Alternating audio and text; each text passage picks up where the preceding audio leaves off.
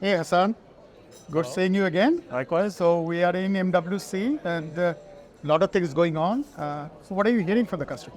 Well, first, it's a super busy show. I'd love to see the excitement and the hype that's around here. What we see from the customers is AI is everywhere, and we're really looking at how we can evolve the state of the ecosystem and move the industry forward, particularly driven by advances that we're seeing across the industry or with generative AI. And we're also seeing transformation in how networks are being run and how telcos and operators are planning to evolve their infrastructure. More on the like cloudification of the network. Yeah, transformation, making networks more cloud native, more automated, lower cost to operate, far more efficient and more scalable. So capacity is increasing, and we have to figure out how we do that at scale. That's perfect. Yeah. Like you talked about some of these challenges like generative AI and elements. What I see that a lot of automation aspects of it is going on. Not just day zero, day one, day two. How do you actually automate? How do you actually manage the faults? But also there are companies that are putting a large language model on top of it and creating kind of a voice-based deployment kind of scenarios. How do you see this thing? I think it's fascinating. And again, just on the topic of AI, the opportunities here are so significant in how all the workflows that a traditional operator can use AI to enhance them are, I think we're just scratching the surface and the potential is so huge. Yeah. I'm actually curious, based on what you've been seeing, how do you see the operators looking to address some of these challenges? I think that's what these guys have. I mean, we have gone a long way from what we have had before. Now it's getting deployed. We've been started deploying it with our partners through 2018-19. Yeah. So right now, a lot of closed loop automation. How do I actually automate the whole network?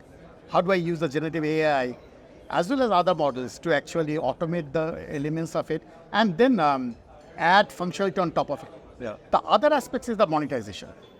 This is one aspect of it. Then the other thing is that how do I add services? What kind of new service I'm talking about? Absolutely. So those aspects of it, because telcos has to make money. Yeah. And they're looking towards companies like Google's of the world to see what can you do, Absolutely, and I think there's both top line and bottom line. And if you look at some of the examples we're starting to see emerge in the telecom industry around generative AI, and in particular, we see things powered by Gemini, which are the new set of models that Google has just introduced. Some very cool examples we've come across in the conversation. So one of them is network operations through just natural language. Oh. So there are examples where you can actually talk to a chatbot and say, tell me how should I configure a network? Right. And then it will give you all the instructions that you, in very simple language, on what you need to do using your cloud console and other tools that you typically have. And it even will generate code to say, okay, if you want to create this network with these attributes expressed in natural language, this is how you should create the YAML for it, and this is how you should roll it out. And you can even debug it. So you're in the process of rolling things out. You can see, hey, this configuration mismatches, and so when I try to run it, these pods are in a pending state or they get stuck. So you can automate many of those aspects. Yeah, so it really is turning operational workflows into very natural language processing. It's terrific. And Hassan, I mean, Intel and Google has a long history of collaboration. Yeah. What are you doing together? I mean, I'm very excited about what we're doing together. Everything from platform automation, AI, there's a lot that we're working on together.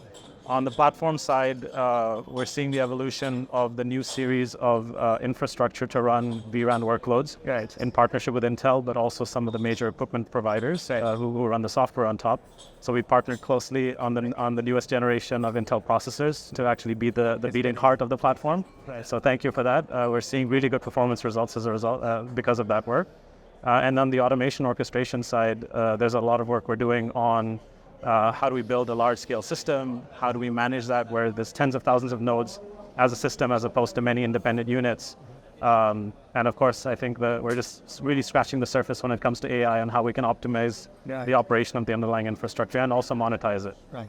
Just to add to that, we also did a collaboration on the IPU. Yeah. And now the silicon, now we can do the workload like packet core side of it, how much it runs in IPU, versus processing code. A lot of collaboration in that areas as well. Absolutely, and I think Intel is paving the way in many of these areas, and we're very excited about the partnership we have in this space.